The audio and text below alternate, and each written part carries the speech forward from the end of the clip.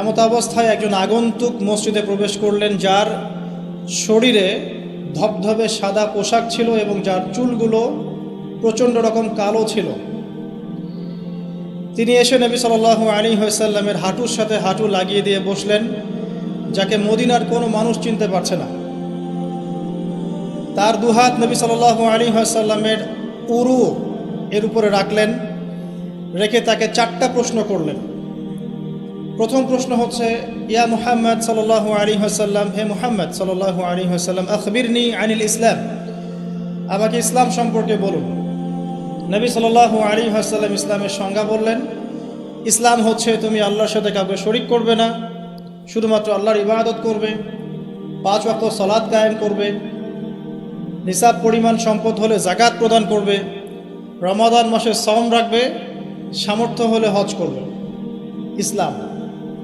তিনি বললেন, সাদাকতা, আপনি সত্য বলেছেন।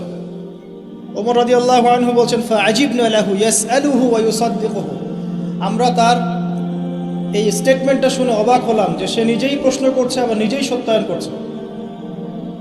তিনি আবারও প্রশ্ন করলেন, আখবিরনি আনিল ঈমান, হে মুহাম্মদ সাল্লাল্লাহু আলাইহি ওয়াসাল্লাম, আমাকে বলুন ঈমান কাকে বলে। নবী সাল্লাল্লাহু আলাইহি ওয়াসাল্লাম বললেন, ঈমান হচ্ছে আল্লাহর প্রতি বিশ্বাস, তার সমস্ত ফেরেশতাদের প্রতি বিশ্বাস, সমস্ত নবী রসুলগণের প্রতি বিশ্বাস, আসমানি কিতাব সমূহের প্রতি বিশ্বাস, পরকালের জীবনের প্রতি বিশ্বাস এবং তাকদীর বা ভাগ্যের ভালো মন্দের প্রতি বিশ্বাস। তিনি আবারও বললেন, সাদাকতা, সত্য বলেছেন আপনি। তিনি আবারও প্রশ্ন করলেন, ইয়া মুহাম্মদ সাল্লাল্লাহু আলাইহি ওয়াসাল্লাম, আখবিরনি আনিল ইহসান, আমাকে বলুন ইহসান কাকে বলে। নবী সাল্লাল্লাহু আলাইহি ওয়াসাল্লাম বলছেন, আল ইহসান, ইহসান হচ্ছে আন তা'বুদাল্লাহা কাআন্নাকা তারাহ, ইহসান হচ্ছে তুমি এমনভাবে আল্লাহর ইবাদত করবে যেন তুমি আল্লাহকে দেখতে পাচ্ছো। ওয়া ইল্লাম তাকুন তারাহু ফাইন্নাহু ইয়ারাক, যদি তুমি তাকে দেখতে না পারো জেনে রাখবে আল্লাহ তোমাকে দেখছেন। ইহসান মানে একনিষ্ঠতা, আল্লাহ কনসিয়াসনেস, যেটার সাথে তাকওয়া জড়িত আছে। আর তাকওয়াই হচ্ছে আল্লাহর কাছে সম্মানের একমাত্র মানদণ্ড। ইন্না আকরামাকুম ইনদাল্লাহি আতকাকুম। চতুর্থবার সেই ব্যক্তি আগন্তুক, উজ্জ্বল সাদা জামা, কালো চুল, কুচকুচে কালো চুল। তিনি আবারও জিজ্ঞাসা করছেন, ইয়া মুহাম্মদ আখবিরনি আনিস সাআহ, আমাকে কিয়ামত সম্পর্কে বলুন, কিয়ামত কবে হবে। কি বললেন? কিয়ামত কবে হবে। তাহলে কিয়ামত সম্পর্কে সচেতনতা এটা দ্বীনের একটা অংশ, যেহেতু এখানে দ্বীনের বেসিক প্রশ্নগুলো করা হচ্ছে। এখানে নবী সাল্লাল্লাহু আলাইহি ওয়াসাল্লাম বলছেন, মাল মাসউলু আনহা বিআ'লাম মিনাস সাইল, এ বিষয়ে প্রশ্নকারী এবং উত্তরদাতা উভয়ের জ্ঞানী সমান। প্রশ্নকারীর চেয়ে উত্তরদাতা বেশি জানে না, মানে এক্স্যাক্টলি কোন ডেটে, কোন সালে, কখন কিয়ামত হবে কেউ বলতে পারে না। কেউ পারবে? এবারে প্রশ্নকারী থেমে যাচ্ছেন না, তিনি আবারও প্রশ্ন করছেন, ফাখবিরনি আন আমারাতিহা, তাহলে আমাকে কিয়ামতের কিছু সাইন্স এবং নিদর্শন বলুন। কিয়ামত কবে হবে এক্স্যাক্টলি আমরা বলতে পারছি না, কিন্তু আমাকে কিছু নিদর্শন বলে দিন। নবী মুহাম্মদ সাল্লাল্লাহু আলাইহি ওয়াসাল্লাম এবার 2টো নিদর্শন বলছেন, মাত্র 2টো। লক্ষণীয় বিষয় হচ্ছে যে নবী সাল্লাল্লাহু আলাইহি ওয়াসাল্লাম সারা জীবনে কিয়ামতের শত শত নিদর্শন বলেছেন, তিনি এই হাদিসে মাত্র 2টো বলেই শেষ করে দিলেন। 2টোর মধ্যে একটা হচ্ছে, ওয়ান তারাল হুফাতাল উরাতাল আলাতা রিয়াশাই ইয়াতাতাওয়ালুনা ফিল বুনিয়ান ওয়া আন তালিদাল আমাতু রাব্বাতুহা। এই 2টা। 1, যখন তুমি দেখবে দাসী তার মনিবকে প্রসব করছে, দাসী তার মনিবকে জন্ম দিচ্ছে, কিয়ামতের জন্য অপেক্ষা করতে থাকো। এবং 2, যখন দেখবে রাখাল শ্রেণীর নগ্ন পায়ের, নগ্ন দেহের মানুষেরা উঁচু উঁচু অট্টালিকা নির্মাণের প্রতিযোগিতা করছে, ফান্তাজিরিস সাআহ, তখন কিয়ামতের অপেক্ষা করতে থাকে। লক্ষণীয় বিষয়, নবী সাল্লাল্লাহু আলাইহি ওয়াসাল্লাম সারা জীবন শত আলামত বলেছেন কিয়ামতের, কিন্তু এখানে মাত্র 2টো। এরপরে এই ব্যক্তি চলে গেলেন। ওমর রাদিয়াল্লাহু আনহু বলেন, ফালাবিসনা মালিয়ান, আমরা খুব নিশ্চুপ হয়ে বসে থাকলাম। এরপরে রাসূল সাল্লাল্লাহু আলাইহি ওয়াসাল্লাম বলছেন, ইয়া ওমর, হে ওমর, আতাদরি মানিস সাইল, তুমি কি জানো এই ব্যক্তি কে ছিল প্রশ্নকারী? ওমর ইবনে খাত্তাব তিনি বলছেন, আল্লাহু ওয়া রাসূলুহু আ'লাম, আল্লাহ এবং তার রাসূল ভালো জানেন, আমরা জানি না। এবারে নবী সাল্লাল্লাহু আলাইহি ওয়াসাল্লাম অ্যান্সার করছেন, ইন্নাহু জিবরিল, এই ব্যক্তি ছিল জিবরাইল আলাইহিস সালাম। আতাকুম ইউআল্লিমুকুম দীনাকুম, তিনি এসেছিলেন তোমাদেরকে তোমাদের দিন শেখাতে। আতাকুম ইউআল্লিমুকুম দীনাকুম, তিনি এসেছিলেন তোমাদেরকে তোমাদের দিন শেখাতে। তিনি নিজে শিখতে আসেন নাই, তোমাদেরকে তোমাদের দিন শেখাতে তিনি এসেছেন। তাহলে দিনের বেসিক 4টা প্রশ্ন আমরা পেলাম। আর বলে রাখি, এই হাদিসটা সহিহ মুসলিমে আছে, মিশকাতে আছে, এবং এই হাদিসটা নবী সাল্লাল্লাহু আলাইহি ওয়াসাল্লামের জীবনের শেষের দিকে হাদিস, প্রথম দিকের নয়, জীবনের শেষের দিকে নবী সাল্লাল্লাহু আলাইহি ওয়াসাল্লাম এখানে দিনের বেসিক 4টা প্রশ্নের উত্তর দিয়েছেন। ইসলাম কাকে বলে আমরা জানলাম, ইসলামের 5 পিলার, কালিমা, সালাত, সাওম, যাকাত, হজ। ঈমানের 6 পিলার, আপনারা জানেন এটা। আল্লাহ বিশ্বাস, ফেরেশতা, নবী রাসূল, আসমানি কিতাব, তাকদীর এবং পরকাল। এই 6টাকে মুখে স্বীকৃতি দিতে হয়, অন্তরে বিশ্বাস করতে হয়, কাজে বাস্তবায়ন করতে হয়। যারা মুরজিয়া তারা মনে করে, মুরজিয়া মানে শৈথিল্যবাদী, তারা মনে করে যে খালি মুখের স্বীকৃতি দিলেই যথেষ্ট, কাজের প্রয়োজন নাই। লা ইলাহা ইল্লাল্লাহ বলেছি এনাফ, আর কিছু লাগবে না। ওদের আকীদা হচ্ছে আমল করলেও হয়, না করলেও হয়, আর ঈমান বাড়েও না কমেও না। তাদের মতে একজন সাধারণ ব্যক্তির ঈমান আবু বকর সিদ্দিক রাদিয়াল্লাহু আনহুর ঈমান সেম। নাউযুবিল্লাহ। অপোজিশনে একটা দল আছে খাওয়ারেজ, যারা মনে করে যে কেউ কবিরা গুনাহ করলেই কাফের, কবিরা গুনাহ করলেই সে হত্যার যোগ্য কাফের হয়ে যায়। এটাও একটা বাতিল আকীদা। মূল বিষয়টা হচ্ছে যে ঈমানের জন্যে স্বীকৃতি এবং এই যে মনের বিশ্বাস, এটা হচ্ছে মূল শেকড়, আর আমল হচ্ছে ফুরু, মানে শাখা প্রশাখা। আমল ভালো হলে আপনার ঈমান বাড়তে থাকবে, পাপের কাজ করতে থাকলে ঈমান কমে যাবে। তারপরে বেসিক একটা প্রশ্ন, ইহসান কাকে বলে? নবীজি উত্তর দিলেন, এমনভাবে আল্লাহর ইবাদত করবে যেন আল্লাহকে তুমি দেখছো। এই চেতনা নিয়ে যারা ইবাদত করতে পারে তারা ইহসানের মধ্যে আছে। এর সাথে কিন্তু তাসাউফ শব্দটা জড়িত আছে, আল্লাহর মারিফতকে বুঝতে পারা। আর এখন কিন্তু তাসাউফ একটা ফরগটেন প্যাথ, এই রাস্তায় কেউ চলতে চায় না এখন, বরং তাসাউফের নামে অনেক কিছু বিকৃতি হয়েছে দিনের মধ্যে। এদিকে অনেকে নিজেদের দর্শন হারিয়ে ফেলেছে, কিন্তু তাসাউফের একটা পরিশুদ্ধ রূপ কিন্তু আছে। এমনভাবে আল্লাহর ইবাদত করো যেন তুমি আল্লাহকে দেখছো, আল্লাহকে ফিল করা, মারিফত অর্জন করা। আর চতুর্থ প্রশ্ন করেছেন কিয়ামত কবে হবে। জীবনের শেষের দিকে নবী সাল্লাল্লাহু আলাইহি ওয়াসাল্লাম ইসলাম শেখাচ্ছেন, তার মধ্যে কিয়ামত কবে হবে প্রশ্নটাকে তিনি রেখেছেন অত্যন্ত গুরুত্বের সাথে। কারণ তিনি বলছেন, আমি জানি না কবে কিয়ামত হবে। প্রশ্নকারী উত্তরদাতার জ্ঞান সমান। আবার প্রশ্ন করা হচ্ছে, তাহলে আমাকে জানাই দেন আলামত কি কি। তার মানে বুঝতে পারলাম যে আমরা যারা 1450 বছর পর হাদিসটা শুনছি, তাদের কিয়ামত সম্পর্কে সচেতন থাকা উচিত কিছুটা। এটা 1450 বছর আগের হাদিস, তখন তারা এগুলো সম্পর্কে সচেতন ছিলেন। সাহাবায়ে কেরাম রাদিয়াল্লাহু আনহুম আলোচনা করছেন মসজিদে, নবী সাল্লাল্লাহু আলাইহি ওয়াসাল্লাম যাচ্ছেন, জিজ্ঞাসা করছেন কি বিষয়ে কথা বলছো তোমরা? সাহাবীরা বলছেন আমরা কিয়ামত নিয়ে কথা বলছি, আলামাতুস সাআ নিয়ে কথা বলছি। তখন নবীজি সেই বিখ্যাত হাদিসটা বলেছেন যে এই 10টা বিষয় সংঘটিত হওয়ার আগ পর্যন্ত কিয়ামত হবে না। মানে 10 major signs of the last day, মানে শেষ দিবসের 10টা বড় বড় সাইন। এগুলো সবচেয়ে মেজর। তার মধ্যে 1 নম্বর দাজ্জালের খুরুজ, ইয়াজুজ আর মাজুজের আগমন, দাব্বাতুল আরদ, ঠিক আছে, 3টা বড় বড় ভূমিকম্প, পূর্বে, পশ্চিমে, মাঝখানে, ইয়েমেন থেকে আগুন বের হওয়া, ঈসা ইবনে মারইয়ামের আগমন ইত্যাদি। এরকম 10টা মেজর সায়েন্স দেয়া আছে। এটা আলাদা হাদিস। এখানে নবী সাল্লাল্লাহু আলাইহি ওয়াসাল্লাম মেজর সায়েন্স দুটো বলেননি, এটা কিন্তু ওই 10টা মেজর সায়েন্সের চেয়ে কম, মানে ছোট অংশের সায়েন্স। এখানে দুটোর কথা বলা আছে। এক, যখন দাসী তার মনিবকে জন্ম দিবে। আরেকটা হচ্ছে সমাজের সবচেয়ে দরিদ্র শ্রেণীর মানুষেরা উঁচু উঁচু অট্টালিকা নির্মাণের প্রতিযোগিতা করবে। এখন আখিরুজ্জামান সম্পর্কে স্টাডি করতে গিয়ে, আপনিও যদি স্টাডি করেন, আর আখিরুজ্জামান সম্পর্কে স্টাডি করতে গেলে শুধুমাত্র কোরআন এবং হাদিসের নলেজটা যথেষ্ট নয়, এর সাথে অবশ্যই আপনাকে হিস্ট্রি জানতে হবে, ক্লাসিক্যাল হিস্ট্রি, ওয়ার্ল্ড হিস্ট্রি, পাশাপাশি ওয়ার্ল্ড অ্যাফেয়ার্স বুঝতে হবে, বিশ্বে কোথায় কি হচ্ছে, এবং অর্থনীতি জানতে হবে। এই তিনটা জ্ঞান খুব ইম্পর্টেন্ট। না হলে আমরা হাদিসগুলোকে দিয়ে বর্তমান প্রেক্ষাপটকে মেলাতে পারবো না, ডিল করতে পারবো না। আসেন, এখানে দুটো সাইন বলা হচ্ছে এবং এটাকে গুরুত্ব দেওয়া হচ্ছে। যদি আমরা ধরে নেই যে এখানে 100% প্রশ্ন করা হয়েছে, তাহলে 25% প্রশ্ন হচ্ছে কিয়ামত সম্পর্কে। বুঝতে পারছি? 4টা প্রশ্ন যদি আমরা ধরি যে 100% ইন টোটাল কনভারসেশন, তাহলে 25% হচ্ছে কিয়ামত সম্পর্কে। তাহলে নিঃসন্দেহে এই বিষয়টা সম্পর্কে সচেতনতা জরুরি।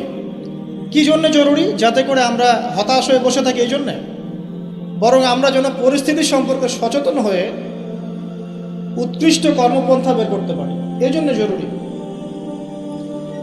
নাহলে সাহাবায়ে কেরাম রাদিয়াল্লাহু আনহুমের কি প্রয়োজন ছিল তারা মসজিদে বসে কিয়ামত সম্পর্কে আলোচনা করতেন?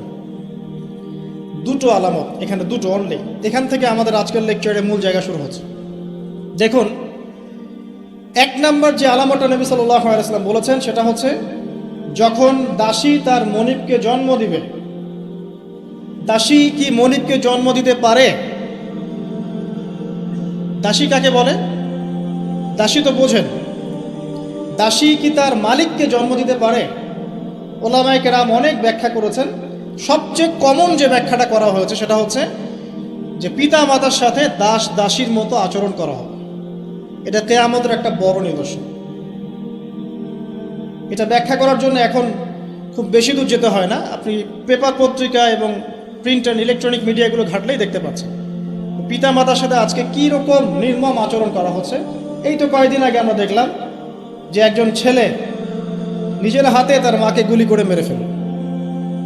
আর নিউজ তো সব আসে না, যে কয়েকটা আসে সেগুলোর আলোকে আমরা কিছু ইনফরমেশন পাই, কিন্তু এরকম কত যে ঘটনা এই প্রত্যেক দিন ঘটছে দিনে রাতে দেশের আনাচে কানাচে আমরা কিন্তু জানি না। আমরা কয়েকটা ধর্ষণের খবর পাই, কিন্তু প্রত্যেক দিন যে কত মেয়ে ধর্ষিত হচ্ছে এগুলো খবর তো আমরা পাই না। তো পিতা মাতার সাথে দাস দাসীর মতো আচরণ করা হবে, এটা একটা ব্যাখ্যা। এখন দেখুন, এই জামানায় এসে সম্পর্কের মূল্যগুলো যেন কমে গেছে। সম্পত্তির জন্য পিতা তার সন্তানকে বের করে দিচ্ছে, ত্যায্য করছে, আবার পুত্র পিতাকে হত্যা করছে, ছেলে মাকে হত্যা করছে, ভাই ভাইকে খুন করছে, বোন বোনে চুলাচুলি করছে, প্রতিবেশী প্রতিবেশী মারামারি কাটাকাটি করছে, নিজের ভাই বোন যুদ্ধে লিপ্ত হচ্ছে সম্পত্তির জন্য। এবং এই প্রতিটা বিষয়ে আলামত কিয়ামতের আলামত। একটা উত্তর আগে দিয়ে রাখি, এখানে যে 2টা আলামত বলা হয়েছে এর সাথে ওই 10টা আলামত ব্যতীত, কিয়ামতের ওই যে 10টা বড় বড় আলামত, এগুলো ব্যতীত বাকি আলামতের বেশিরভাগই মিলে যায় এবং এটা চেইনের মতো মিলে যায়। এটা বোঝার জন্য আপনার ইন্টেলেকচুয়াল একটা নলেজ দরকার। ইনশাআল্লাহ আল্লাহ পাক সেটা আপনাকে দান করবেন ইনশাআল্লাহ, যদি আপনি ওপেন মাইন্ডেড হন, সংকীর্ণ মনে না হন। দেখুন, সামাজিক মূল্যবোধটা ভেঙে গেছে, আত্মীয়তার সম্পর্কগুলো এখন আগের মতো নাই। ইভেন প্রতিবেশী কে সেটা খোঁজ নেওয়ার প্রয়োজনে মানুষ মনে করে না। সামান্য রিজনে আমরা একে অপরকে খুন করতে দ্বিধা করছি না, ছিনতাই করতে, চুরি করতে, ডাকাতি করতে। মানে সামাজিক সম্পর্ক যেগুলো ছিল, একটা হৃদ্যতা ভালোবাসার বন্ধন, এটা কিন্তু আর নাই। খুব ভালো করে খেয়াল করে দেখেন, সামাজিক হৃদ্যতার বন্ধনটা আগের মতো নাই। এমনকি যারা দিন বোঝে, দিন ইসলাম বোঝে, তাদের মধ্যেও সম্পর্কগুলো দেখেন, তাদের ভিতরেও সম্পর্কের দৈন্যতা আছে। মুখে যতই ঐক্যের কথা বলুক না কেন, ভিতরে দেখবেন হিংসা, বিদ্বেষ, গীবত, তহমত, সমালোচনার অসুস্থ সংস্কৃতি লালন করছে। সম্পর্কের সেই আগের হৃদ্যতা, মাধুর্যগুলো এখন আর পাওয়া যায় না। এখানে বোঝানো হচ্ছে দাসী তার মনিবকে জন্ম দিবে, স্পেশালি পিতা মাতার সাথে দাস দাসীর মতো আচরণ করা হবে। কত বড় বড় ডিগ্রিধারী মানুষের বাবা মা এখন বৃদ্ধাশ্রমে আছেন আপনি জানেন না, আমি জানি না। কেমব্রিজ, অক্সফোর্ড, হার্ভার্ড থেকে পড়ে এসেছে, এসে পিতা মাতাকে বৃদ্ধাশ্রমে দিয়েছে। যে পিতার হাত ধরে সে হাঁটা শিখেছে, শেষ বয়সে ওই পিতার লাঠি সে হতে পারে নাই। যে মা প্রসব বেদনা সহ্য করে তাকে জন্ম দিয়েছে, সেই মায়ের বুকে গুলি চালাতে এখন সন্তানের হাত কাঁপছে না। কিয়ামতের আর কোন নিদর্শনের জন্য আমরা অপেক্ষা করে বসে আছি? যাক, ওদিকে গেলে অনেক লম্বা হয়ে যাবে। এবার আসেন যদি দ্বিতীয় অর্থ নেই, আরেকটা অর্থ দেয়া হয়েছে, এটা ইন্টারপ্রিটেশন, ব্যাখ্যা, যে দাসী তার মনিবকে জন্ম দিবে মানে হচ্ছে সমাজের সত্য মিথ্যা, ন্যায় অন্যায়, ভালো মন্দের মানদণ্ডটা উল্টে যাবে। এবং এই ব্যাখ্যাটা আমার কাছে খুব পছন্দনীয় ব্যাখ্যা। আর দাসী মনিবকে জন্ম দিবে মানে উল্টা জিনিস হচ্ছে না এখানে। তার মানে সমাজের যে ন্যায় অন্যায়ের মানদণ্ড আছে, হক বাতিলের মানদণ্ড, এটা উল্টে যাবে। এবং এই হক বাতিলের মানদণ্ড প্রতিটা ক্ষেত্র থেকে উঠে গেছে। আপনাকে দেখাচ্ছি, মনে করেন আমরা ছোটবেলা থেকে 25-30 বছর পর্যন্ত পড়াশোনা করি। এখন জ্ঞান অর্জনের মানদণ্ড কি হবে? আল্লাহর সন্তুষ্টি অর্জন করা, আল্লাহর দিনকে শেখা, সেই দিন পালন করা, এর প্রচার করা, এর প্রতিষ্ঠা করা। ম্যাক্সিমাম আমাদের মধ্যে এখন পড়াশোনা করছে দুনিয়ার জন্য, অনলি ফর একটা চাকরি, একটা ব্যবসা, একটা ক্যারিয়ার, এতটুকু, একটা সার্টিফিকেট। তাহলে পড়াশোনার ক্ষেত্রে আপনার মানদণ্ড উল্টে গেছে। সত্য গ্রহণ করার ক্ষেত্রে আমরা মানদণ্ড কি রাখবো? যে আল্লাহ এবং তার রাসূল যা বলেছেন এটা সত্য, এর বাইরে সত্যের কোনো উৎস নাই। এখন আমাদের সত্য মিথ্যা গ্রহণের মানদণ্ড এমন, পশ্চিমারা যা বলবে ওটাই সত্য, ওটা কোরআন সুন্নাহর সাথে মিলুক চাই না মিলুক। পশ্চিমার মনে করেন যত তন্ত্রমন্ত্র আছে, যত তন্ত্রমন্ত্র, পলিটিক্যাল তন্ত্র বলেন, ইকোনমিক তন্ত্র বলেন, সামাজিক তন্ত্র বলেন, হ্যাঁ, এক একটা নাম নিয়ে বললে বুঝতে পারতেন। যে ফেমিনিস্ট রেভলিউশন, কমিউনিজম, আপনার ওই যে সোকল্ড ডেমোক্রেসি আর কি, সোকল্ড যেটা যেটা সত্যিকার অর্থের না, সোকল্ড একটা সেকুলারিজম, এটা আসলে সেকুলারিজম না, সোকল্ড সেকুলারিজম। প্রতিটা মতবাদ পশ্চিম থেকে এখানে এসেছে। এবং এগুলোকে দিয়ে আমরা কোরআন হাদিসকে এখন যাচাই করা শুরু করেছি। কোরআন হাদিসকে দিয়ে এগুলোকে যাচাই করব এটা না, এগুলোকে দিয়ে কোরআন সুন্নাহকে যাচাই করে আমরা সত্য মিথ্যা গ্রহণ করছি। তাহলে দর্শন নেয়ার ক্ষেত্রেও কিন্তু আমরা সত্য মিথ্যার মানদণ্ড উল্টে দিয়েছি। দাসী মনিবকে জন্ম দিয়েছে এখানে, তাই না? দিন প্রচার ক্ষেত্রে, দিনের ক্ষেত্রে মুসলিম যারা আছে, আমরা আমাদের মধ্যে মানদণ্ড থাকবে এমন যে আমরা উদারপন্থী হব, আমরা দিন নিজেরা পালন করব, সহজ করে দিব, মানুষ পালন করবে, দিনের দাওয়াতি কাজ হবে, প্রসার হবে, ঐক্যবদ্ধ প্ল্যাটফর্ম থাকবে। দেখবেন সব উল্টে গেছে। ব্যক্তি জীবন থেকেই দিন বিদায় নিচ্ছে। বাইরে খালি দেখবেন হয়তো আমার এখানে লেবাসে দাড়ি টুপি আছে, ভিতরে গিয়ে দেখবেন যে আসলে আমার ব্যক্তি জীবনে, অর্থনৈতিক জীবনে, সামাজিক জীবনে ইসলাম নাই, পারিবারিক জীবনে নাই। তো মানদণ্ড উঠে যাচ্ছে। দেখবেন ঐক্যের মানদণ্ডের জায়গায় বিভক্তির মানদণ্ড নিয়েছি। তারপরে অর্থনৈতিক জীবনে যান, এখানে দেখেন মানদণ্ড দেখেন, মানুষ এখন হালাল হারামের যার্রা পরিমাণ পরোয়া করে না। অল্প কিছু মানুষ বাদ দিয়ে এই সব কিছুর বাইরে কিছু মানুষ আছে যারা একটু ব্যাকডেটেড, সেকেলে, যারা একটু মৌলবাদী টাইপের, এরা একটু অন্যভাবে চিন্তা করে আর কি। ম্যাক্সিমামই হালাল হারামের কোনো বাছ বিচার নেই, সমানে সুদ খাচ্ছে আর ঘুষ খাচ্ছে, দুর্নীতি করছে, টাকা আত্মসাৎ করছে, মানুষের সম্পদ লুট করে খাচ্ছে, জমি লুট করে খাচ্ছে। এটা যে একটা পাপ, এই বোধটুকু পর্যন্ত গায়েব হয়ে গেছে।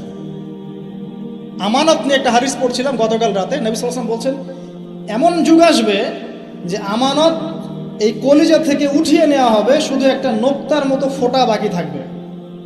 তারপরে আবার সে ব্যক্তি ঘুমাবে, আমানত উঠিয়ে নেওয়া হবে, থাকবে একটা ফোস্কার মতো।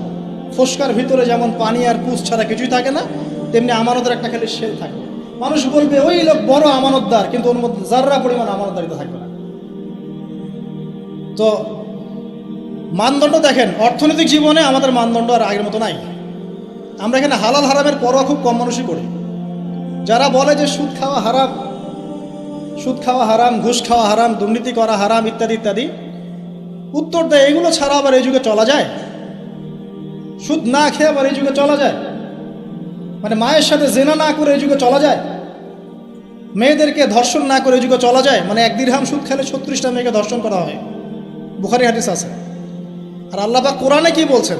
যে কোরআন মাথায় তুলে আমরা রেখে দেই সুন্দর করে পরিষ্কার করে একদম আলমিরার উপরে, সেখানে আল্লাহ পাক বলছেন সুদ ছেড়ে দাও, যদি না ছাড়ো তাহলে আল্লাহ এবং তার রাসূলের সাথে যুদ্ধের ঘোষণা শুনে নাও। তো মানুষ এখন বলছে আল্লাহ এবং তার রাসূলের সাথে যুদ্ধ না করে থাকা যায়? এখন অর্থনৈতিক জীবনে সত্য মিথ্যার কোনো মানদণ্ড নাই। টাকা উপার্জনের ক্ষেত্রে আমরা হালাল হারামের যার্রা পরিমাণ পরোয়া করছি না। দাড়ি টুপি রেখেও দেখবেন অনেক সময় আমরা এমন কিছু ব্যবসা শুরু করেছি যেখানে ধর্ম অনেক দূরের বিষয়। অনেকে ধরা পড়ছে এখন বিভিন্ন অভিযানে, প্রশাসনে দেখবেন দাড়ি টুপি পাগড়িওয়ালা, তো এরা কি ইসলাম বোঝে না? অন্যরা না হয় বোঝে না, এরাও কি ইসলাম বোঝে না? ধর্মকেও অনেক সময় ব্যবসা বানিয়েছি আমরা, ধর্মকেও অনেক সময় ব্যবসার হাতিয়ার বানিয়েছি আমরা। দেখবেন বহু এমন জায়গা আছে যেখানে ভণ্ডামি হচ্ছে, বেদাতি কাজকর্ম হচ্ছে, কুফরি হচ্ছে, শিরিক হচ্ছে, মানুষ লক্ষ লক্ষ টাকা ঢালছে ওখানে, গরু দিচ্ছে, ছাগল দিচ্ছে, কি করছে না করছে আপনারা আরো ভালো জানেন। তো হালাল হারামের কোনো পরোয়া আমরা ইকোনমিক লাইফে করছি না, আর পলিটিক্যাল লাইফে তো করার প্রশ্নই ওঠে না। কারণ এখানে এই বিশ্বে, বর্তমান বিশ্বে পলিটিক্স করতে হলে হালাল হারাম নির্ধারণ করবে পশ্চিমারা, ব্যাস, ফুল স্টপ। ওরা যেটা বলবে হালাল হালাল, ওরা যেটা বলবে হারাম হারাম, এর বাইরে কিচ্ছু নাই। আর এখন সারা বিশ্ব যারা শাসন করছে এরা বেশিরভাগই বদ মানুষ, এরা ফাসেক আর জালেম আর কাফের আর মুশরিক, বেশিরভাগই বিশ্ব যারা শাসন করছে তাদের কথা বলছে। যত বড় বড় বৈশ্বিক সংগঠনগুলো তৈরি করেছে এরা বেশিরভাগই বদ শ্রেণীর মানুষ। ভিতর থেকে ইন্টারনালি আমি বলবো দে আর জাস্ট লাইক বিস্ট, জানোয়ারের মতো। কোথায় কার মধ্যে যুদ্ধ বাঁধিয়ে দেওয়া যাবে, যুদ্ধ বাঁধিয়ে দিয়ে অস্ত্র বিক্রি করা যাবে, কোথায় ওই মনিটরি সিস্টেম দিয়ে মানুষকে ঋণের ফাঁদে ফেলা যাবে, সুদের ফাঁদে ফেলে একটা দেশকে দখল করে ফেলা যাবে, কোথায় এখন শান্তিপূর্ণ একটা মুসলিম কান্ট্রির মধ্যে জঙ্গি ইস্যু তৈরি করা যাবে, জঙ্গি ইস্যু তৈরি করে ওখানকার মানুষদেরকে ম্যাসাকার করা যাবে, সারা দিন এই কূটকৌশল চিন্তা করতে থাকে। বিশ্বের যত বড় বড় শয়তান আছে তারা ওই পশ্চিমা সভ্যতা থাকে এখন। আর ইবলিস তো অনেক আগে দায়িত্ব ছেড়ে দিয়েছে, জানেন? ইবলিস অনেক আগেই দায়িত্ব ছেড়ে দিয়েছে। যখন সে এরকম চেলাপেলা তৈরি করে ফেলেছে, এখন সে রিল্যাক্সড। আরও সে বসে ওর যে কুরসি আছে সমুদ্রের উপরে, সমুদ্রে ওর কুরসি এবং আরশ আছে, এটা জানেন নাকি? হয়তো জানেন না। সমুদ্রের উপরে ইবলিসের কুরসি আছে, আরশ আছে। ওটা কুরসি না, সম্ভবত আরশই বলা হয়। ইবলিসের সিংহাসন আর কি সমুদ্রের উপরে আছে, এটা হাদিসে এসেছে। ও ওখানে রিল্যাক্সে বসে থাকে এখন, কারণ তার কাজ তো মানুষই করছে এখন, ওর দরকার নাই তো। এমন এমন ওয়েপেন্স তৈরি করেছে যেটা পৃথিবীতে একবার পড়লেই মানব জাতি ধ্বংস হয়ে যাবে। একটা নিউক্লিয়ার ওয়ার যদি হয় বিশ্বে, তাহলে দেখবেন বিশ্বের প্রায় 500 থেকে 600 কোটি মানুষ না খেয়ে মারা যাবে। এটা ওদেরই রিপোর্ট। এটা লাগিয়ে দেওয়ার জন্য তারা উস্কাচ্ছে। একবার ইউক্রেনকে উস্কায় রাশিয়ার এগেনস্টে, একবার তাইওয়ানকে উস্কাচ্ছে চায়নার এগেনস্টে, একবার একে একবার ওকে।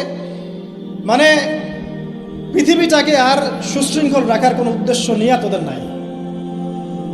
আর মুসলিমদেরকে তো মানে এদেরকে তো ডিল করার কোনো প্রশ্নই ওঠে না। মানে মুসলিম যেখানে সেখানেই ডমিনেট কর। তো যারা এই জায়গায় আছে, সত্য মিথ্যা ন্যায় অন্যায়ের চূড়ান্ত মানদণ্ড যে আল্লাহর ওহী, এটা ওদেরকে কে বুঝাবে? সারাদিন আপনি এটা বলতে বলতে মাথা ঠোকরাতে মারাও যদি যান, তারা কি মেনে নিবে? সত্য মিথ্যা ন্যায় অন্যায় হক বাতিলের চূড়ান্ত মানদণ্ড হচ্ছে আল্লাহর ওহী, মানবে? ওই সভ্যতাকে আমরা ফলো করি এবং ওদের সব কিছু আমরা অনুকরণ করছি। দাসী তার মনিবকে অনেক আগেই জন্ম দিয়েছে। ন্যায়ের মানদণ্ড উল্টে গেছে এখন। আর বেশি বলতে যাচ্ছি না, আরেকটা ব্যাখ্যায় আসে। আরেকটা ব্যাখ্যা আছে, সত্যি সত্যি দাসী মনিবকে জন্ম দিতে পারে। সত্যি সত্যি দাসী মনিবকে জন্ম দিতে পারে, যেটা এই 2020 সালে না আসলে, 22 সালে না আসলে আমরা বুঝতে পারতাম না। কিভাবে জন্ম দিতে পারে দেখাচ্ছি। নারী পুরুষের ফ্রি মিক্সিং চলছে সবখানে, যেখানে যাবেন সেখানে নারী পুরুষের ফ্রি মিক্সিং।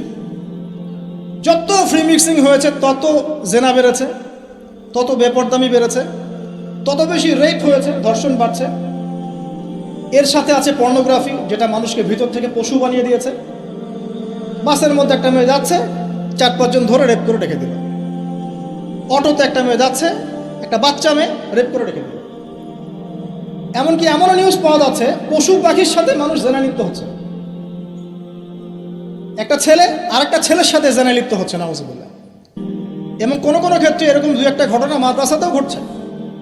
মানে পর্নোগ্রাফি দিয়ে সবাইকে পশু বানিয়ে দেওয়া হচ্ছে। খেয়াল করে দেখেন। এরপরে আবার পরকীয়া আছে। যখন এরকম বেপরদামি, ধর্ষণ, ফ্যামিলিস্ট রেভলিউশন, ফ্রি মিক্সিং বাড়তে আছে, তখন কিন্তু ভালোবাসা বলে একটা ব্যাপার যে আছে, লাভ, আল্লাহর পক্ষ থেকে যে ভালোবাসা আছে, এই লাভটাকে যৌনতা দিয়ে চেঞ্জ করে দেওয়া হচ্ছে। ভালোবাসার চাইতে এখন মানুষ যৌন বিষয়টাকে বেশি গুরুত্ব দেয়। মানে মেয়েকে জাস্ট ভোগ করতে হবে, ভালোবাসা, তার সাথে কোমল থাকা, তার কষ্ট দেয়াগুলোকে একটু হাসি মুখে সহ্য করা, সবর করা, এগুলো কিন্তু নাই দেখবেন।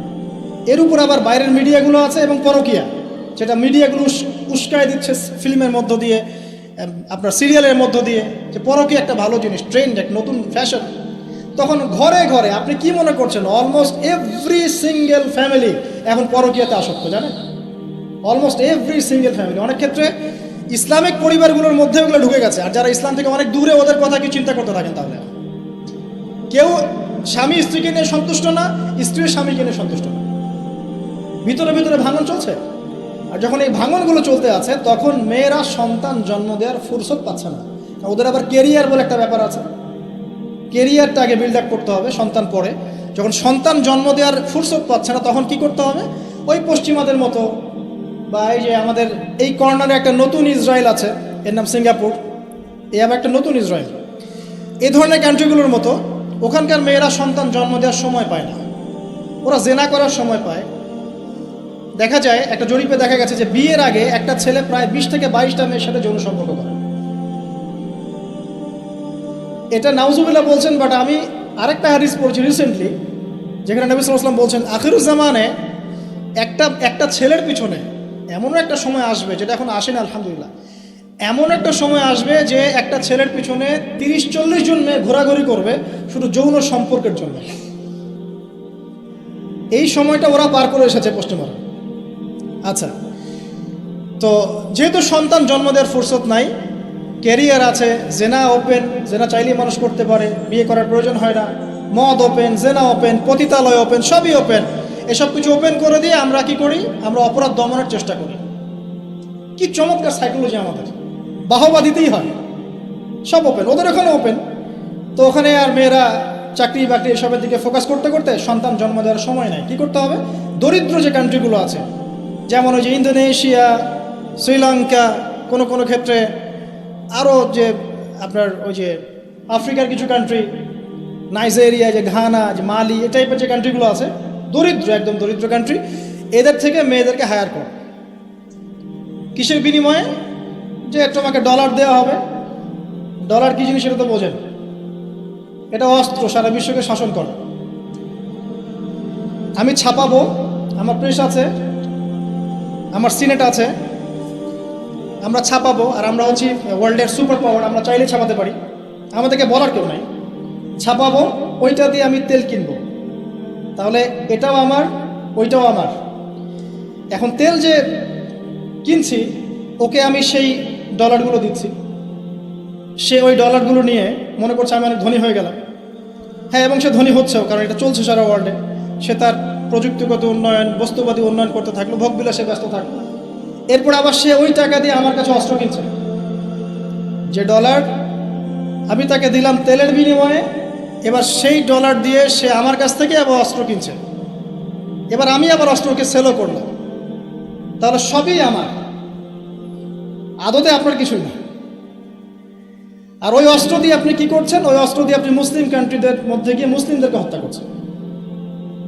আর কোনো কোনো ক্ষেত্রে ইনোসেন্ট দুইটা কান্ট্রির মধ্যে লড়াই লাগিয়ে দিয়ে আমি অস্ত্র ব্যবসা করছি, কোটি কোটি টাকা, কোটি কোটি ডলারের।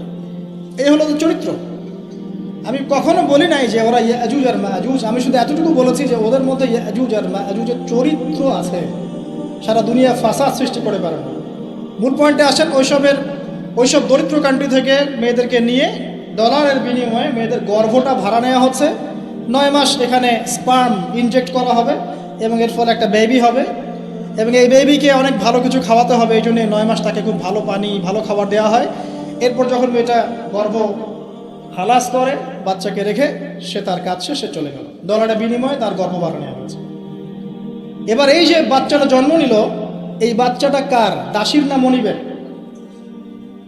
বলেন। মনিবের। কার এটা? মনিবের। এই যে দাসী মনিবকে জন্ম দিয়ে চলে গেল, এই ব্যাখ্যা আমরা আজকে থেকে 5-10 বছর আগেও বুঝতে পারতাম না। তার মানে কোরআন এবং সুন্নাহ কি কিয়ামত পর্যন্ত থাকবে না? একটা সাইনকে কেন্দ্র করে অনেকগুলো বিষয় বলা সম্ভব হলো। তাই বলছি, এই দুটোর সাথে কিয়ামতের ছোট ছোট আলামতগুলো সবগুলোই মোটামুটি কানেক্টেড। 2 নম্বরে আসেন, নবী সাল্লাল্লাহু আলাইহি ওয়াসাল্লাম বললেন, ওয়া আন তারাল হুফাতাল উরাতাল আলাতা রিয়াশাই ইয়াতাতাওয়ালুনা ফিল বুনিয়ান। যখন তুমি দেখবে, কয়েকটা বিশেষণ বলেছেন, সমাজের সবচেয়ে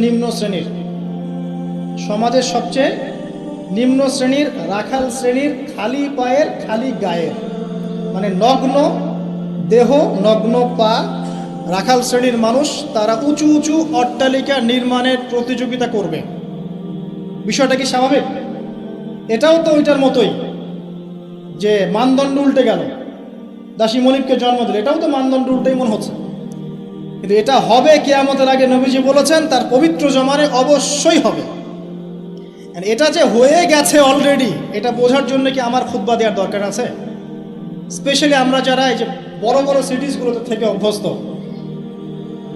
ঢাকায় থাকি, নিউ ইয়র্কে থাকি, ব্রিটেনে থাকি, মেলবোর্নে থাকি, বড় বড় সিটিসগুলো, দুবাইয়ে থাকি, তাদের কাছে কি এই বিষয়গুলো চোখে স্পষ্ট দেখা যায় না? এমন কোনো হিস্ট্রি পড়েন না আপনি, এমন কোনো সময় কি গিয়েছিল পৃথিবীর উপর যখন পুরো পৃথিবীর এই হাইলি কনস্ট্রাক্টেড বিল্ডিংসের প্রতিযোগিতা ছিল?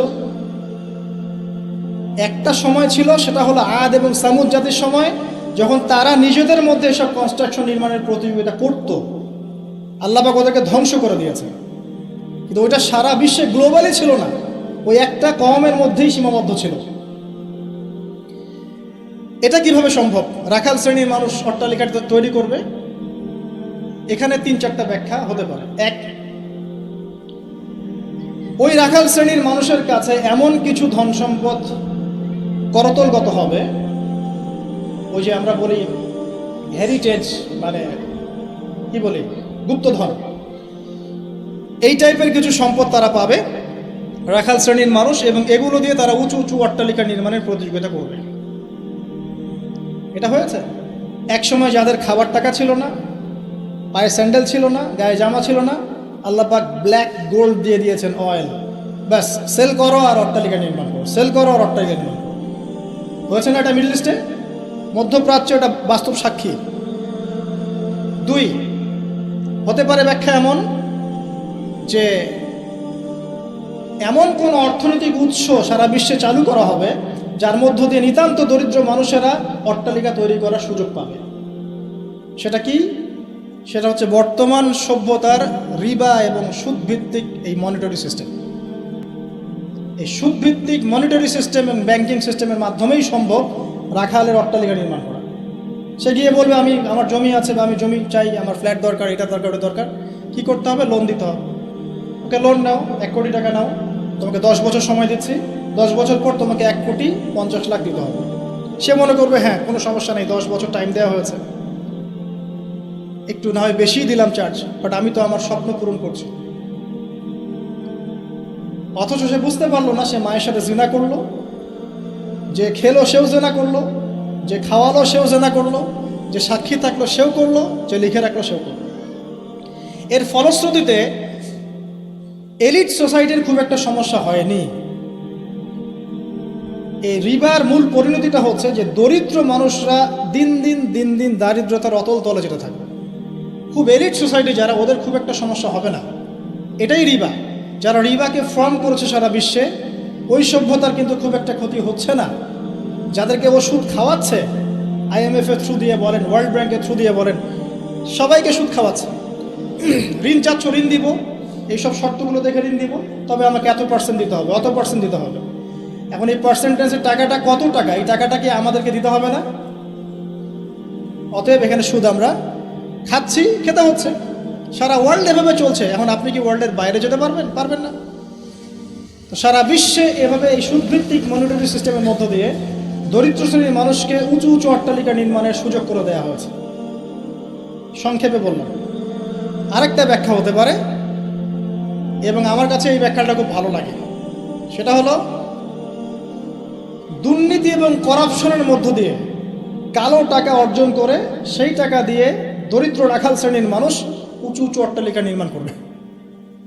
এটার জাজল্যমান প্রমাণ এখনকার যত মুসলিম কান্ট্রি আছে, সবগুলো মুসলিম কান্ট্রি করাপশনের মধ্য দিয়ে, কালো টাকার মধ্য দিয়ে, জুলুমের মধ্য দিয়ে, মানুষের টাকা আত্মসাতের মধ্য দিয়ে, সরকারি মাল আত্মসাতের মধ্য দিয়ে কোটি কোটি টাকার মালিক হয়েছে কালো টাকা সহ, এবং এটা একটা বড় অংশ পাচারও করা হয়ে গেছে। তো তিনটা ব্যাখ্যায় মিলাতে পারবেন আপনি। কিভাবে একজন রাখাল শ্রেণীর মানুষ উঁচু উঁচু অট্টালিকা নির্মাণ করতে পারে? হয় তার কাছে গুপ্তধন সে প্রাপ্ত হবে আল্লাহর পক্ষ থেকে, অথবা সে সুদভিত্তিক ব্যাংকিং সিস্টেমের মধ্যে দিয়ে এটা করবে, অথবা সে জুলুম এবং করাপশনের মধ্যে দিয়ে এটা করবে। তবে শেষ কথা হচ্ছে, সব কিছু করার পরেও কিয়ামত পর্যন্ত এই হাদিসে জিবরিলে তার নাম রাখালি থেকে যাবে, রাখালি থেকে যাবে, রাখালি থেকে যাবে। আপনি কি বুঝতে পারছেন? সম্মান দেওয়ার মালিককে। যত কিছুই করুক না কেন, কিয়ামত পর্যন্ত এই হাদিসের মধ্যে ওদেরকে এই নামেই ডাকা হবে, ওয়ান তারাল হুফাতাল উরাতাল আলাতা রিয়াশাই ইয়াতাতাওয়ালুনা ফিল বুনিয়ান, এভাবেই ডাকা হবে।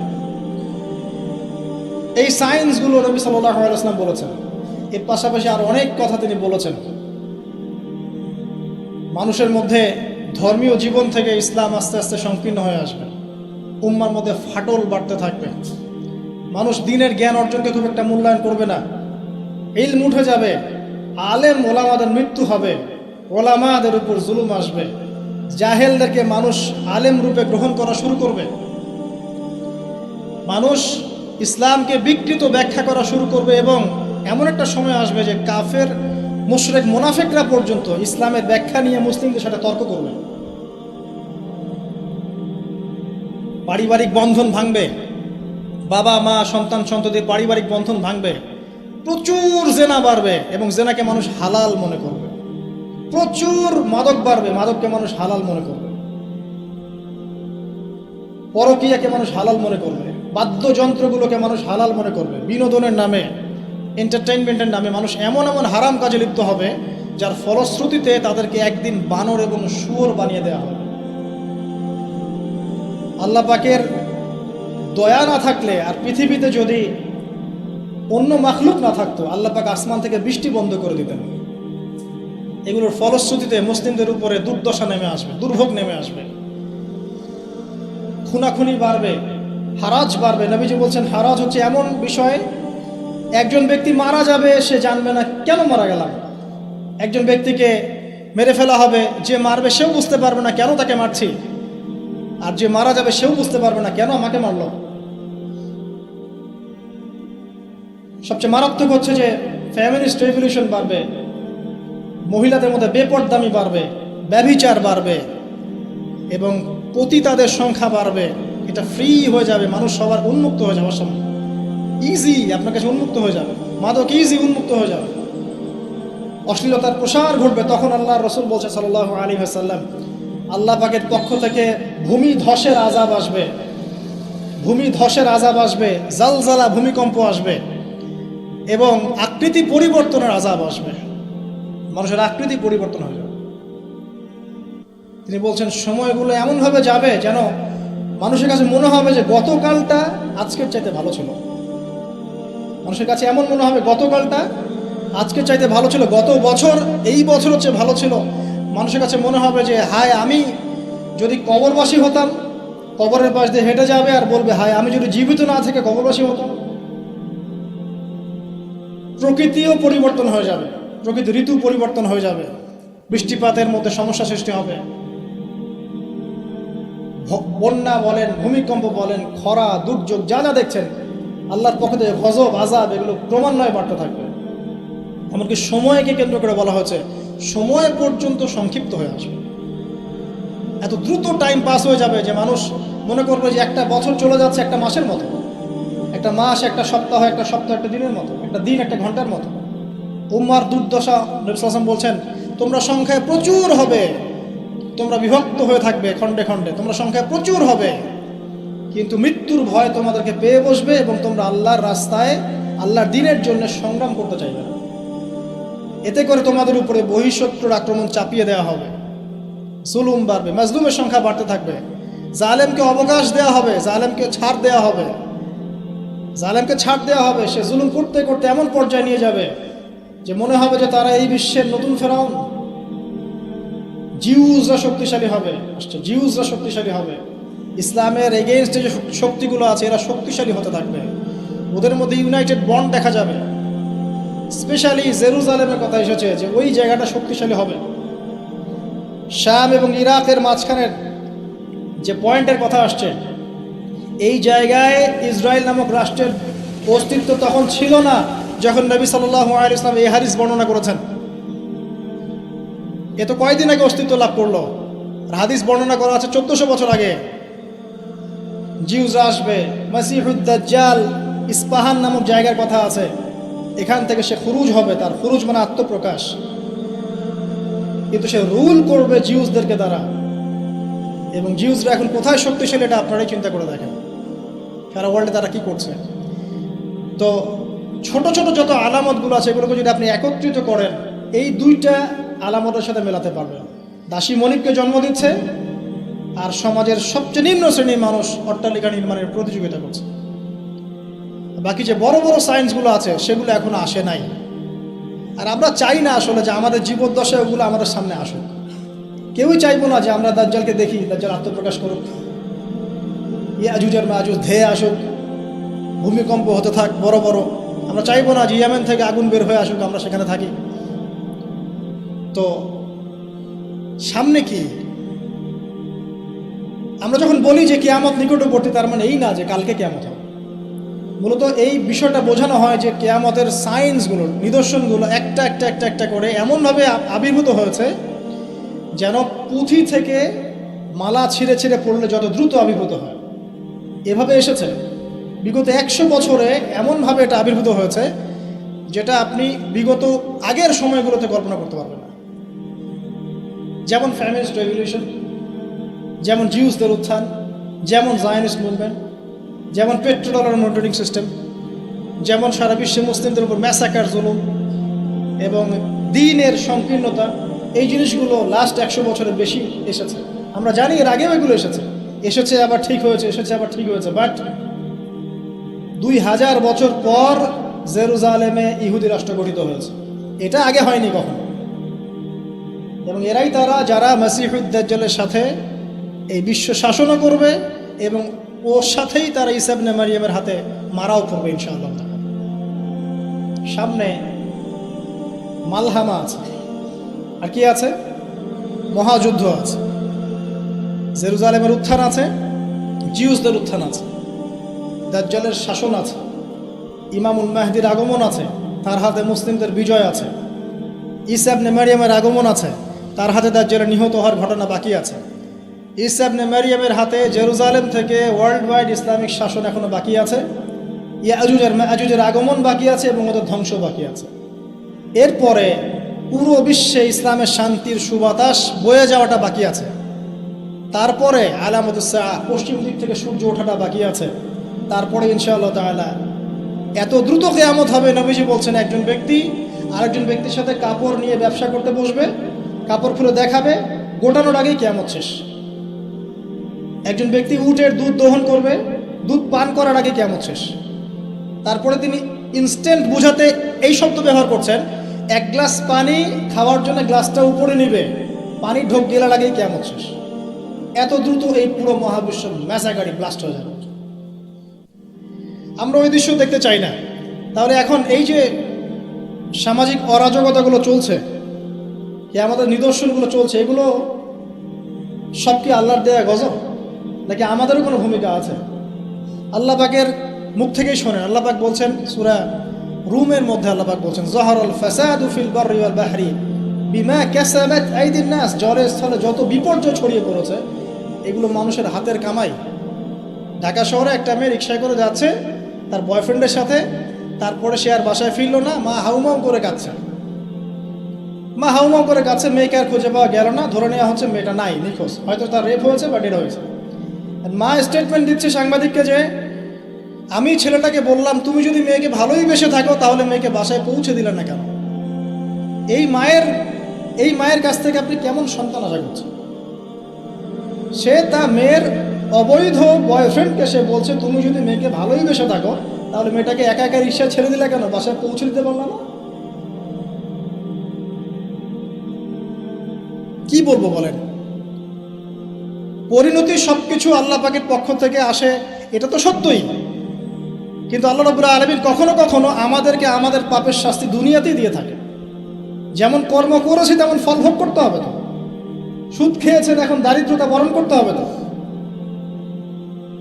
ধর্ম নিয়ে বাড়াবাড়ি করেছেন, উম্মার ঐক্য তো নষ্ট হবেই। আমি যখন দুর্নীতি করছি আমাকে একদিন ধরা পড়তেই হবে। আমি চুরি করেছি আমাকে তো পিটুনি খেতেই হবে। আমি ডাকাতি করছি আমাকে তো পিটুনি খেতেই হবে। আমি রেপ করেছি আমাকে শাস্তি পেতেই হবে। একটা মেয়ে কয়েকটা ছেলের সাথে অ্যাফেয়ার, কয়েকজন মিলে প্ল্যান করলো যে তাকে শিক্ষা দিবে, তাকে সারপ্রাইজ দেওয়ার কথা বলে একজন বয়ফ্রেন্ড তাকে ডেকে নিল, নির্মমভাবে তাকে হত্যা করল। 3 জন মিলে লাশ ফেলে দিয়ে চলে গেছে। 3 জন মিলে করেছে না একাই করেছে সেটা প্রশাসন খুঁজে বের করবেন। আমরা অনলাইনে দেখছি যে মেয়েটা ডেড, এবং সেটা রংপুর এরিয়ার ঘটনা, ঢাকা শহরের কথা না। রংপুর তো অনেক দূরের জায়গা, ওটাকে আমরা গ্রামই মনে করি নাকি ঢাকার হিসাবে। দেখেন কর্মের ফল নয় কি এগুলো? মদ খাচ্ছেন দেদারসে, তাহলে আপনাকে তো সারা জীবন একটা ব্যাধি ভোগ করতেই হবে। আপনি তো ক্যান্সার হবেই, আপনার বড় বড় রোগ তো হবেই। আল্লাহর দিনকে বাদ দিয়ে আপনি অনৈতিক দর্শনের চর্চা করছেন, আপনাকে তো ফল ভোগ করতেই হবে। তো আল্লাহ পাক এটাই বলছেন, জহরুল ফাসাদু ফিল বাররি ওয়াল বাহরি, জলে স্থলে যত বিপর্যয় এগুলোর বেশিরভাগই মানুষের হাতের কামাই। পরিবেশ দূষিত করেছে আমরা, পুরো বিশ্বের পলিটিক্যাল সিস্টেম ধ্বংস করে দিয়েছে আমরা, ইকোনমিক সিস্টেমে সুদ দিয়ে দিয়েছে আমরা, ব্যক্তি জীবন থেকে দিনকে বিদায় করছে আমরা। আর দিনের কথা যারা বলছে টুকটাক টুটা ফোটা, এদেরকে আমরা বিভিন্ন সাম্প্রদায়িক ট্যাগ লাগিয়ে বয়কট করে দিয়েছি। যাও নাকের তেল দিয়ে ঘুমাও, দুনিয়াটা আমাদের, পরকাল তোমাদের, তোমরা পরকাল নিয়ে থাকো, দুনিয়া আমাদের। শুনে রাখো তোমরা, এই দুনিয়াও মুসলিমদের হতে যাচ্ছে অতি শীঘ্র ইনশাআল্লাহ। কত বছর এভাবে চলবে? 100, 200, 300, 400, 500, কিন্তু ইমামুল মাহদির আগমন সত্য, ঈসা ইবনে মারইয়ামের আগমন সত্য। ঈসা ইবনে মারইয়ামের হাতে সারা বিশ্বে সুশাসন কায়েম হবে, এটা ওই রকম সত্য যেমন সূর্য পূর্ব দিক থেকে ওঠে পশ্চিমে ডুবে যায়। আর এখন যা চলছে সারা ওয়ার্ল্ড ওয়াইড যা চলছে, এটা এমনই মিথ্যা, এমনই মরিচিকার মতো মিথ্যা, যেমন ওই যে ইব্রাহিম আলাইহিস সালাম বলেছিলেন, তুমি যদি রব হয়ে থাকো সূর্যকে পশ্চিম দিক থেকে উদিত করে দেখাও। তোমরা একটা মিথ্যা সানরাইজ দেখাচ্ছ সারা বিশ্বকে, এটা সানরাইজ নয়। সত্যিকারের সানরাইজ দেখাবেন ঈসা ইবনে মারইয়াম আলাইহিস সালাম ইনশাআল্লাহ। সামনে এগুলো আছে। এখন এই যে পরিণতিগুলো হচ্ছে, এগুলো আমাদের পাপের ফল। এখন আমাদের কি করণীয় আছে? প্রথমত আমরা আগে নিজেকে নিয়ে ভাবি যে আমরা এসেছি একা, আমরা যাব একা। বিশ্ব বাদ দেন, পলিটিক্স বাদ দেন, অর্থনীতি বাদ দেন, বড় বড় শব্দ বাদ দেন, আগে নিজের কাছে আসে যে আমি নিজে ভাই পৃথিবীতে আসছি একা, আমাকে যাইতে হবে একা। এবং আমি যাব সাদা কাফন পরে কালো কবরে, তাই নয় কি? কালো নিকশ কালো কবরে আমি সাদা কাফন পরে যাব, তাই না? তাই আমি একটা কথা বলি, শোনেন। যখন অন্ধকার, ঘুটঘুটে অন্ধকার নিকশ কালো কবরের মধ্যে সাদা কাফন পরে মানুষ যাবে, তখন সাদা সাদা আর কালা কালা গানের আসল মর্ম উপলব্ধি করতে পারবে। মানে ভাই আসেন কেন? যখন সাদা কাফন পরে অন্ধকার নিকশ কালো অন্ধকার কবরে মানুষ যাবে না, ওই মোমেন্ট যখন মুনকার এবং নাকিরের সাথে দেখা হবে, নাকিরের সাথে মালাকুল মউতের সাথে সাক্ষাৎ হবে, তার আগে লাশ নিয়ে যাবে আর সে বলবে কোথায় নিয়ে যাচ্ছ আমাকে, কোথায় নিয়ে যাচ্ছ? ভয়ে আটকে উঠবে। মালাকুল মউতের চেহারা দেখেই ভয়ে আটকে উঠবে। সারা জীবন তো দিনের পরোয়া করে নাই, নামাজ কালামের তো খবর নাই, ইসলামকে 5 পয়সা মূল্যায়ন করে না, এবং ইসলামকে ধ্বংস করার জন্যে, মুসলিম সমাজের মধ্যে অশ্লীলতা ছড়িয়ে দেওয়ার জন্যে এই কাজগুলো করে বেড়াচ্ছে। যখন এই অবস্থা তাদের হবে এবং কবরে প্রশ্নগুলো করা হবে এবং হাতুড়ি দিয়ে পিটানো হবে, 70 গজ মাটির নিচে যখন আত্মা যাবে সিজ্জিনে, তখন বুঝে আসবে কোনটা সাদা ছিল আর কোনটা কালো ছিল। মানুষ মুসলিমদের, স্পেশালি যুবকদেরকে, যুবতী, আমাদের ইয়াং টিনেজারদেরকে এমনভাবে ইনফ্লুয়েন্স করা হচ্ছে এগুলো দিয়ে, মনে হচ্ছে পণই আসল জগৎ, মনে হচ্ছে এই মাদকই আসল জগৎ, এই সিগারেটটি আসল, এই গান বাজনা মিউজিকই আসল, এই কনসার্টগুলি আসল। এবং এগুলোতে যেহেতু মজা আছে, একটা লাজ্জাত ফ্লেভার পাওয়া যায় ইনস্ট্যান্ট, এই জন্য যুব সমাজ দ্রুত এর পিছনে দৌড়ানো শুরু করছে। আর একটা যুবকদেরকে যখন আপনি, একটা জাতির যুবকদেরকে মেরুদণ্ড ভেঙে দিবেন, তখন এই জাতি কখনোই আপনার এগেন্স্টে দাঁড়াতে পারবে না। সুদূর প্রসারী নীল নকশা এটা মুসলিম যুবকদেরকে আল্লাহর দিন থেকে সরিয়ে দেওয়ার জন্য। এদেরকে প্রমোট করার মিডিয়ার অভাব নাই। পত্রিকার অভাব নাই। তাহলে আপনি কি করবেন এখন? প্রথমত আপনি নিজেকে চিন্তা করতে হবে যে আমি মুসলিম, আগে আমাকে বাঁচতে হবে, এবং আমার ছেলে আমার মেয়ে এদেরকে আমি অন্তত এই পথে দিব না। যদি এদেরকে পড়ানোর কোনো প্রতিষ্ঠানই না পাই, নিজে প্রতিষ্ঠান করে ওকে পড়াবো ইনশাআল্লাহ। যদি সেটাও না পারি, আমার কাছে একা একা বসে শিখবে ইনশাআল্লাহ, কি সমস্যা? যদিও এটার পক্ষে আমি খুব স্ট্রং মত দেই না, আমাদেরকে চেঞ্জ করতে হবে সিচুয়েশন। যদি দেখেন কোনো অপশনই খোলা নাই, সবখানেই ফিতনা, সবখানেই ফাসাদ, কি করবেন? আপনার ছেলে মেয়েকে তো পড়াতে হবে। আমার ওয়াইফ আমাকে বলছে আমার বেবিকে আমি কোথাও দিব না। কি করবা তাহলে? তা আমি 10 বছর পর্যন্ত পড়াবো। সে মাশাআল্লাহ আরবি জানে, উর্দু জানে, ফার্সি জানে, সবই জানে, তা আমি পড়াবো। বললাম যে এভাবে হবে না, এভাবে হবে না। কতদিন আপনি আটকে রাখবেন সন্তানকে? যখন সে বাইরে যাবে দেখবে জেনা উন্মুক্ত, মেয়েরা উন্মুক্ত, বেপরদামি উন্মুক্ত, পর্ন উন্মুক্ত, সব উন্মুক্ত, মাদক উন্মুক্ত। সৎসঙ্গ না থাকলে, ভালো প্যারেন্টিংস না থাকলে, আপনার ভালো পরিবেশ না থাকলে, ভালো সোসাইটি কমিউনিটি না করতে পারলে আপনি আমি আমাদের সন্তানদেরকে বাঁচাতে পারবো না। ওরা ওদের দেহকে নষ্ট করবে না ঠিকই, কিন্তু ওদের আত্মাটাকে পুড়িয়ে ঝাঁঝরা করে ছেড়ে দিল, আত্মাটাকে কলুষিত করে শেষ করে দিল। আর সমাজের এই অসঙ্গতিগুলো যখন চলছে আর আমাদের আত্মা কাঁদে না, আমাদের খারাপ লাগে না, আমাদের পাপবোধ জাগ্রত হয় না, বুঝতে হবে ওই ঈমান আর আমাদের মধ্যে নাই যে ঈমান থাকলে এই পাপ দেখলে মানুষের খারাপ লাগা সৃষ্টি হয়। একজন আলেম বলেছেন, যখন দেখবেন বাসায় কোরআনের উপর ধুলা পড়ে গেছে, তখন বুঝে নেবেন যে আপনার কলবেও ধুলা পড়েছে। কি করব? নিজে বাঁচার জন্য আগে নিজেকে চিন্তা করতে হবে যে আমি আখিরাতের বান্দা, দুনিয়াতে এসেছি মেহমানের মতো। আল্লাহ কিছু দায়িত্ব কর্তব্য দিয়েছেন, টাইম শেষ হবে আল্লাহ পাক টান দিয়ে চলে যাবে। কাউকে আল্লাহ পাক এখানে রাখেন নাই, দুনিয়াতে কেউ চিরস্থায়ী হয়নি। যত বড় পরাশক্তি ছিল, ফেরাউন, নমরুদ, হামান, কারুন, কেউ পৃথিবীতে চিরস্থায়ী হয় নাই। আজকের বিশ্বে যারা আছে বড় বড় পরাশক্তি, কেউ পৃথিবীতে চিরস্থায়ী হবে না। এগুলো শুধুমাত্র সময়ের ব্যাপার মাত্র, সময় চলে যাবে, এরাও শেষ, কেউ থাকবে না, না মুমিন, না কাফের, না মুশরিক, কেউ না। অতএব যারা এসেছে তারা চলে যাবে, এই ফিলিংসটা সবার আগে জরুরি। এই ফিলিংসটা আসলে পরে আমার প্রথম দায়িত্ব হচ্ছে ইলম অর্জন করা, তারপরে লক্ষ্য স্থির করা যে আমার জীবনে তো একটা লক্ষ্য আছে। এভারেজ লাইফ লিড করবে সবাই, 1999 জন মানুষ এভারেজ লাইফ লিড করে, খায় দায় ফুর্তি করে, স্ত্রী সহবাস করে, বাচ্চা পয়দা করে, শেষ, ডেড, শেষ বয়সে ক্যান্সার, ডায়াবেটিস, মারা গেল। এটাই করতেই কি দুনিয়াতে এসেছি? দিন ইসলাম নিয়ে আমাদের কোনো স্বপ্ন নাই? যারা ইতিহাস পড়ে দেখেন, যারা যুগে যুগে ইসলামের অগ্রগামী ছিলেন, তারা কি আমাদের মতোই এভারেজ মুসলিম ছিলেন, নাকি এক্সট্রা অর্ডিনারি কিছু তারা করতেন? আর আমরা কি আমাদের উম্মার মধ্যে ছোটোখাটো বিষয়গুলোকে নিয়েই পড়ে থাকবো? আর কতদিন আমরা এগুলো নিয়ে পড়ে থাকবো? আর কতদিন আমরা একে অপরের গীবত, তহমত, সমালোচনার, হাত বাঁধার, পায়ে পা লাগানো আর আমি এসব নিয়ে পড়ে থাকবো? তাও শান্তি পান, তারপরে আমাদেরকে দিনের জন্য কিছু করতে দেন, যুব সমাজকে করতে দেন, যারা এখন করতে চায় আগ্রহী ওদেরকে কোনো রাস্তা দেখান।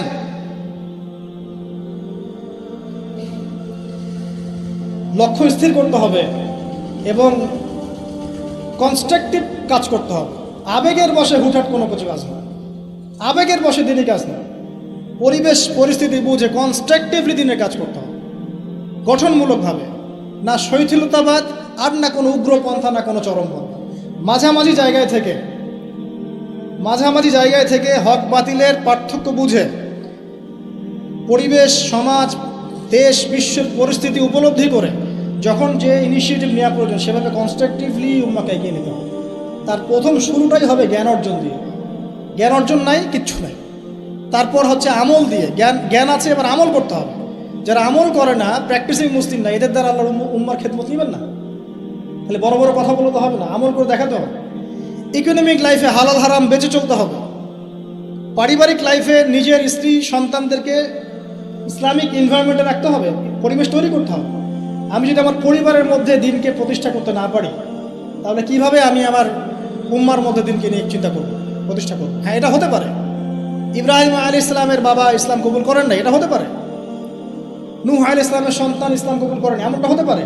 কিন্তু এগুলো রেয়ার ঘটনা। আর anything is not an example, একটা কথা আছে যে এক্সেপশনাল কোনো কিছু একটা কনস্ট্যান্ট ফিক্স এক্সাম্পল হতে পারে না। এগুলো ব্যতিক্রম ধর্মী কথা, এটাও হতে পারে, কিন্তু আমাদের ইসলামিক প্যারেন্টিং আনতে হবে পরিবারের মধ্যে।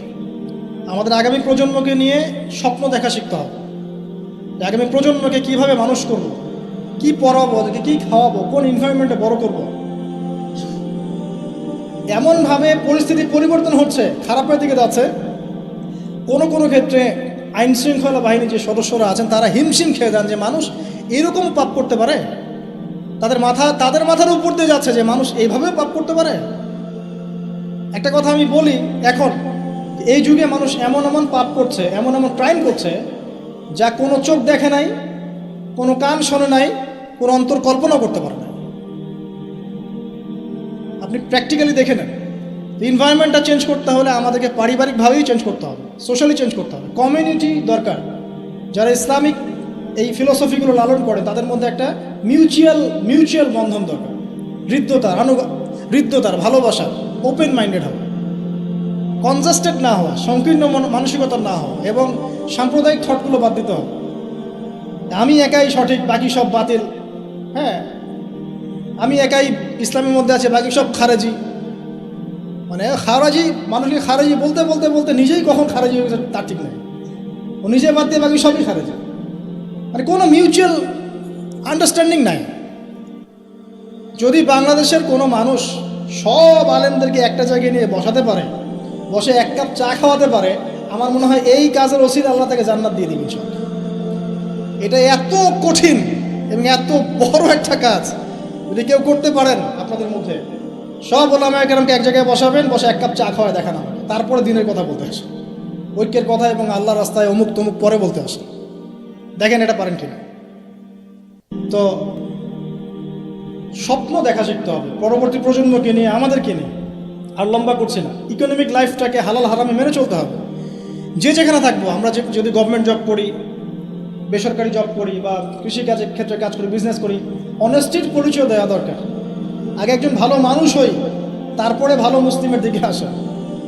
আগে মানুষ তো হন, একজন ভালো মানুষ তো হই, একজন ভালো মানুষের মন লালন করি, এরপরে ইনশাআল্লাহ তাআলা দিনের যে জ্ঞান আপনি অর্জন করেছেন, আমল করেছেন, আপনি এখন পরিবার করেছেন, আলহামদুলিল্লাহ হালাল হারাম মেনে চলছেন, ইসলামের দাওয়াত আপনি প্রচার করতে শুরু করুন। এবং সেটা মধ্যম পন্থায়, উগ্রপন্থায় না, শৈথিলতাবাদ প্রদর্শন করেও না। পলিটিক্যালি যারা আছে তাদের সাথে কোনো কনফ্লিক্টে যাবেন না, মানে রাষ্ট্রবিরোধী কোনো বিদ্রোহের দিকে কখনো যাবেন না। এতে কোনো কল্যাণ দেখা যায় না। যারা এই কথাগুলো বলে শুনতে খুব চটকদার মনে হয়, কিন্তু বাস্তবতায় এমন নয়। বরং এতে রাষ্ট্রের ক্ষতি, জাতির ক্ষতি, উম্মার ক্ষতি হইবে। যতটুকু কাজ করার ফ্রি একটা অ্যাক্সেস আছে, এটাও দেখবেন কনজাস্টেড হয়ে বন্ধ হয়ে পড়ে আছে। অতএব এইসব উদ্ভট ফিলোসফির দিকে যাওয়ার প্রয়োজন নাই। বরং যারাই থাক, উত্তম নসিহত করেন, ভালো নসিহত করেন, ভুল হলে সংশোধন করে দেন গঠনমূলকভাবে। এরপরেও যদি না কথা শুনে, আলহামদুলিল্লাহ ছেড়ে দেন। ফাযাক্কিরিন্না মা আনতা মুযাক্কির লাস্তা আলাইহিম বিমুসাইতির। খালি উপদেশ দেন, আপনি উপদেশদাতা, আপনি তাদের প্রতি দারোগা নন। যার যার কর্মফল শেষে ভোগ করবে। আল্লাহ পাক বলছে, বলে নুযীকান্নাহুম মিনাল আযাবিল আদনা দুনা আযাবিল আকবার। যখন এরকম অন্যায়, অত্যাচার, পাপাচার চলতে থাকবে, আল্লাহ পাক বলছেন তখন আমার পক্ষ থেকে আমি বড় আযাবের আগে, পরকালের বড় শাস্তির আগে দুনিয়াতে ছোট ছোট আযাব পাঠাতে থাকবো। আল্লাহ তো বলেছেন পাঠাবেন, রিল্যাক্স থাকেন। ইনশাআল্লাহ তাআলা কনস্ট্রাকটিভলি এই কাজগুলো করতে পারলে আশা করা যায় একদিনে ফল পাওয়া কখনোই যাবে না। আমাদের নবীজি 23 বছর লেগেছে। আস্তে আস্তে ইনশাআল্লাহ তাআলা আমরা না হোক, আমাদের পরের জেনারেশন, তারা না হোক তার পরের জেনারেশন, তারা না হোক তার পরের জেনারেশন, একটা জেনারেশন আসবে পৃথিবীর বুকে, নিশ্চিত থাকেন, যারা ইনশাআল্লাহ আযজা ওয়া জাল এই দুনিয়া থেকে সমস্ত জুলুমের শেকড় উপরে ফেলে দিবে।